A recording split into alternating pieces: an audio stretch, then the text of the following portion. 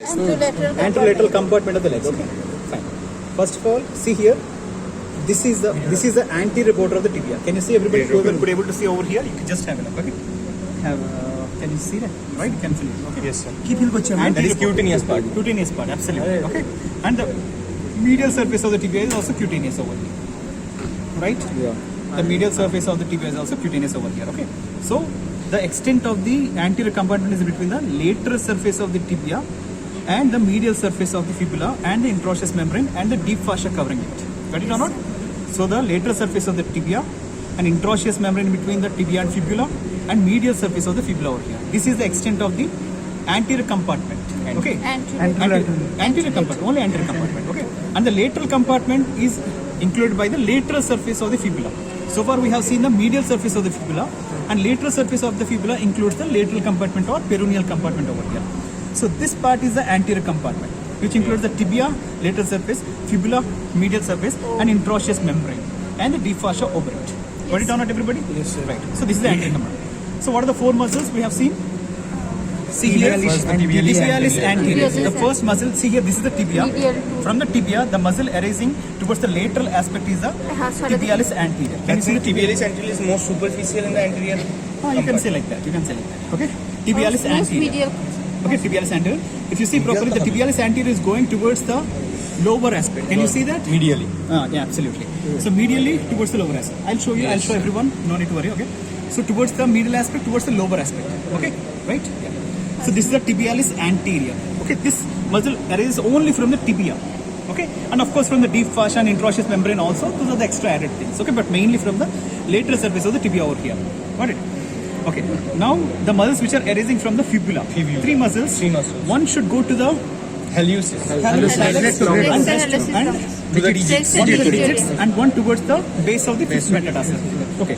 Those muscles, if you see in an order, for example, if you trace from the great toe, this is the extensor hallucis longus. Can you see the extensor hallucis longus? Yes. This is the extensor hallucis longus. Yes, sir. Okay. See here. This is the. What is it? Is that right?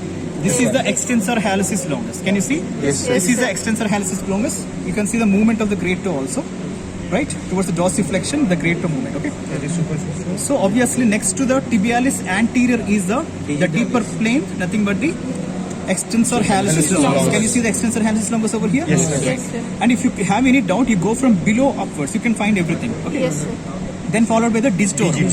First of all, hallux got over. So the remaining things are the lateral four toes. Yes, If you see the tendons of the four toes, for the tendons of the four toes, right? sir. If you join all these things, This one. no. We'll see. Yes. Yeah, this one. Extensor digit. Okay, so this is the extensor digitorum longus. See, if you see properly, this is the tibialis anterior, and this is the extensor digitorum longus. In between these two, one muscle, nothing but the extensor hallucis longus. Can you see the order of arrangement now? Yes, sir. Yes, sir. So tibialis anterior, next to that is the extensor hallucis longus, next to that extensor digitorum longus. Okay, and then followed by obviously one more muscle, peroneus tertius. You can see the peroneus tertius over here, going over here towards the base of the fifth metatarsal. Okay. So all these tendons will be held together at the level of the ankle joint by means of superior and inferior extensor retinaculum. Okay, these extensor retinaculum are the condensations of the deep fascia. Here flexor retinaculum and extensor retinaculum are also condensations of deep fascia. Whenever the deep fascia thickens layer by layer, it forms a retinaculum. Here one is the superior extensor retinaculum. Okay, just at the level of the ankle joint, and one below the ankle joint or on the dorsum of the foot, you can see the inferior extensor retinaculum. Y-shaped. Yeah.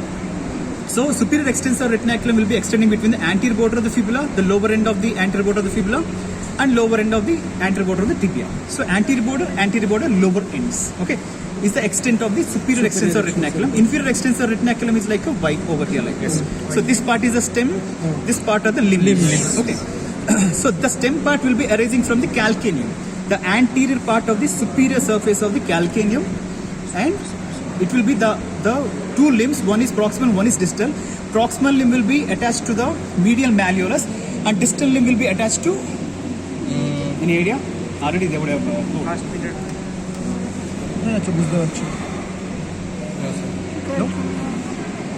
Uniform. ना ना uniform navicular navicular navicular bone, पक्का. No. Any others? Here. Navicular Another malleolus and navicular. Navicular पक्का navicular. Yes navicular You're not getting it. Hello, देखो. No. That we can see, but I should remember, no? This is the medial malleolus and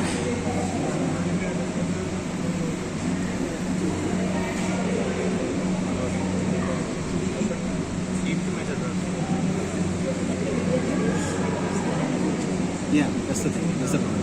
Okay, you just have a look in the book. Okay, I forgot that. Okay. So inferior extensor retinaculum, the two limbs, one is attached to the medial malleolus, and the other limb you just have a look in the book. Okay, I forgot it actually, exact point of attachment. Okay, these two superior and inferior extensor retinaculums will prevent the bowstringing of the tendons. What is mean by bowstringing? to spread Yeah, absolutely. For example, here, if you see, this is the bulk of the muscle. They will be converged over here, and again they will be distributed over here. yes So if it is not there, each and tendon will be like this. yes Okay, like straight towards each other. Okay, so it will be like a broad arrangement of the muscles. So this is called the bowstring. This will be prevented by means of the retinaculum. So here also, this is the bulk of the muscles. Whenever there is the ankle joint, will be converged, and again it will be diverged. Okay, so this bowstringing, whenever if the retinacula are absent, these tendons will be bowstringed like this. Okay, Yes. tendons will be what is that? Spread. They will become straight and they will be wider apart from each other. Okay. Okay. So this bowstring will be prevented by means of extensor retinaculum. Okay. So we have seen the anterior compartment and we have to see the nerves and vessels. Okay. What are the only nerve which supplies it? superficial Deep peroneal nerve, which is also called the anterior peroneal nerve, which is a branch from common peroneal nerve. Okay. Common peroneal nerve now lies at the level of neck of the fibula lateral aspect of the neck of the fibula. fibula. Okay, and divides into, for example, if this is the neck, this is the neck, this is the fibula, this is the neck of the fibula. Yes. Here the common peroneal must be present. Superficial and it and must be deep. divided into deep and superficial. If you see properly, this is a superficial, which okay, I'll tell you. Okay, for example, if you see, I am removing the peroneus longus and brevis muscles. Okay. Can you see two branches over here? Yes, sir. So this is the common peroneal nerve over here. You can see the movement of the nerve exactly over here, right? yes sir Okay. Yeah, absolutely. So if you see, this is a superficial peroneal nerve. Can you see the movement of the Yes, nerve over sir. here? Yes, sir. Superficial peroneal nerve. Okay. And That one is will the be the deep deep peroneal peroneal nerve, which will be piercing the anterior intermuscular septum over here towards the anterior border of the fibula, and passes deep to the muscles which are arising from the fibula medial surface, nothing but all the three muscles, and enters into the anterior compartment over the interosseous membrane. Now, where is the interosseous membrane is situated in between what muscles? Tibialis anterior and and rest of the three muscles. See, one muscle is arising from the tibia, and rest of the three muscles are arising from the fibula. Okay. So if you separate the muscle which is arising from the tibia This one, sir. and the three muscles which are arising from the fibula, you can find the nerve and vessels. Okay.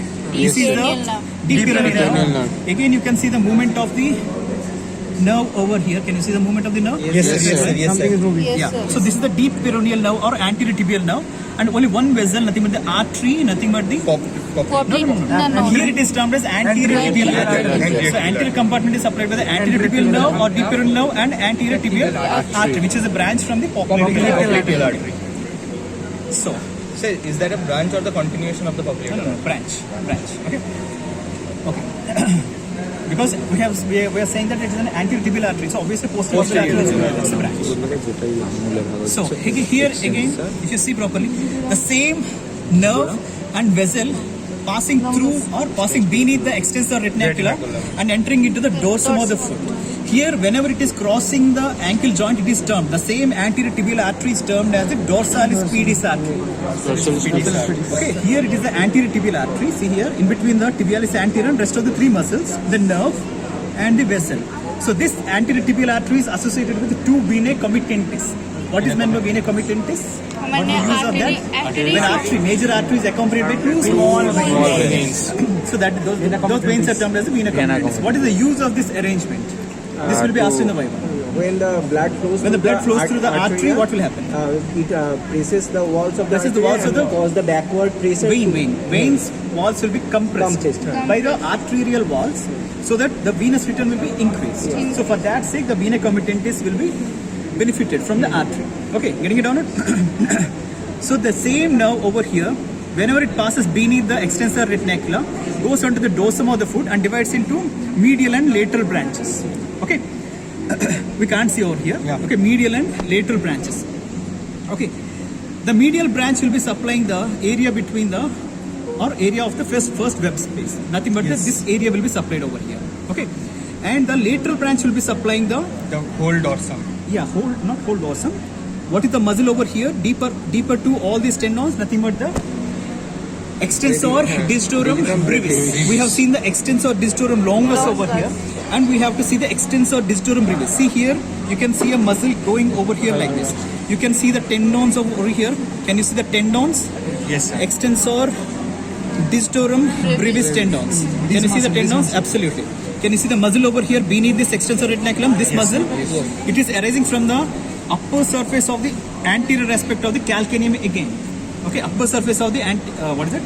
Calculate. Anterior part of the upper surface of the calcaneum. It will arise and will go and gives rise to 4 tendons. Here extensor digitorum longus 4 tendons, extensor digitorum brevis 4 tendons. And what will happen to these tendons? See here properly. Sorry. Okay. See here, leave about the first tendon of the extensor digitorum brevis. This first digitorum brevis will be directly inserted into the base of the proximal phalanx of the great toe. Because distal phalanx of the great toe's base is occupied by which muscle? Extensor hallucis longus. Extensor hallucis longus will be inserted into the base of the distal phalanx of the great toe. But the first tendon of the extensor digitorum brevis will be inserted into the base of the proximal phalanx of the great toe. Getting it or not? Yes. Right. Both will be doing the same action. Okay. Right. So if you see the rest of the tendons, rest of the 4 tendons, see here the digitorum longus will be giving rise to the tendons to the 4 toes, right? And here the digitorum brevis will be giving rise to the 4 tendons again, but to the medial 4 toes. Getting it or not? Yes. So one tendon is inserted onto the base of the proximal phalanx, but rest of the 3 tendons will be joining with this tendon. See here properly. Yes, sir. The longest tendon is joining with the brevis tendon over here and forming the dorsal distal expansion over here. Yes, sir. Yes. Okay. See here also, this longest tendon is joining with the brevis tendon over here.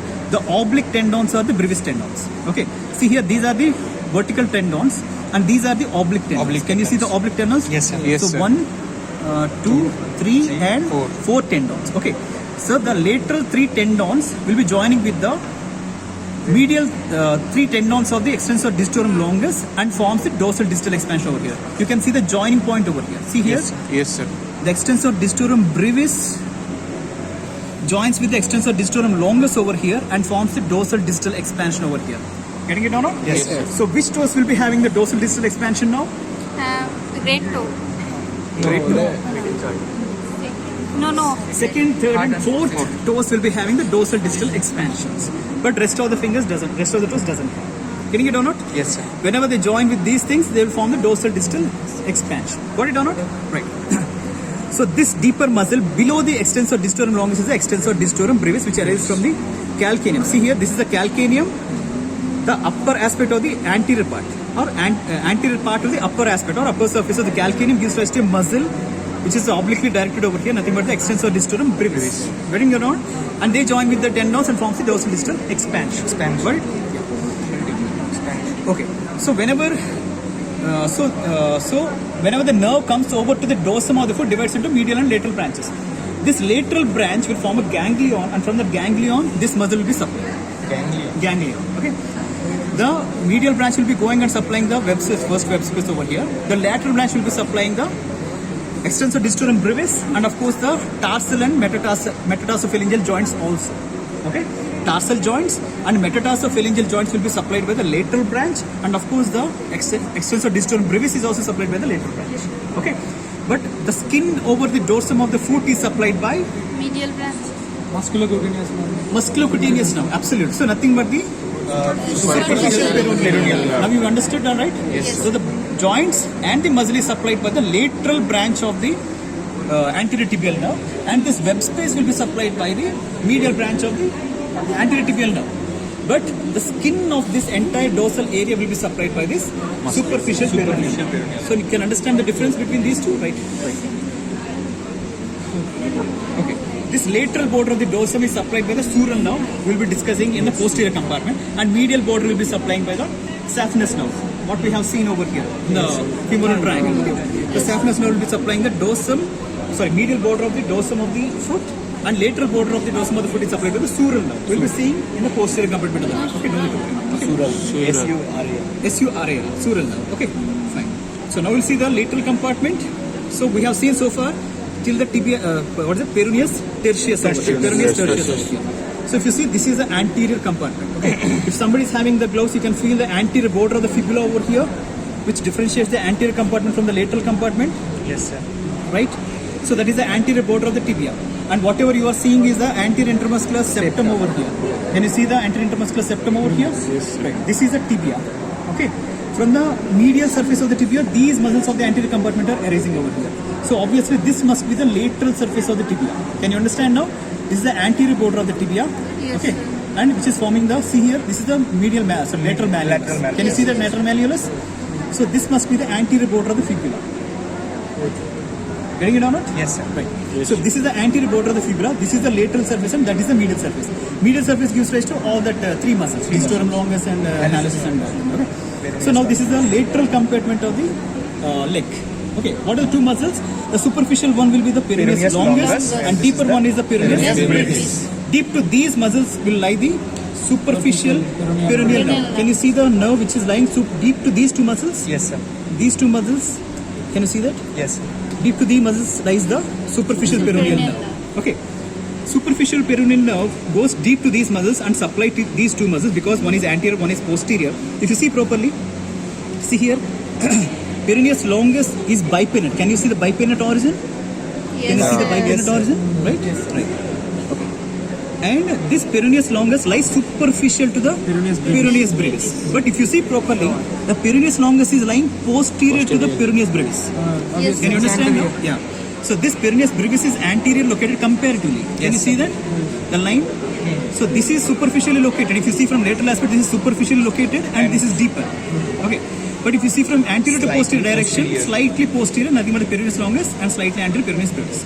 The same order will be continued over here. That's why big C overlaps the small c also. This order will be important. Okay. So deep to these muscles will be the superficial peroneal nerve. This peroneal nerve is a branch from the common peroneal nerve. See here, this is the peroneus longus because it arises from the upper 3/4. Okay. So deep to this muscle lies the common peroneal nerve. You can see the movement of the nerve muscles here. Okay. This is a common peroneal nerve at the level of the neck of the fibula. It divides into deep peroneal branch, which is situated over here, and superficial peroneal branch, which is this one over here. You can see the movement of the nerve over here. Yes, sir. Okay. So this entire nerve lies deep to these two muscles. Getting it all right? Right. So this is a superficial peroneal nerve. You can see the branches over here. It divides into again medial and lateral branches like this, and supplies the entire dorsum. Okay. Behind the malleolus,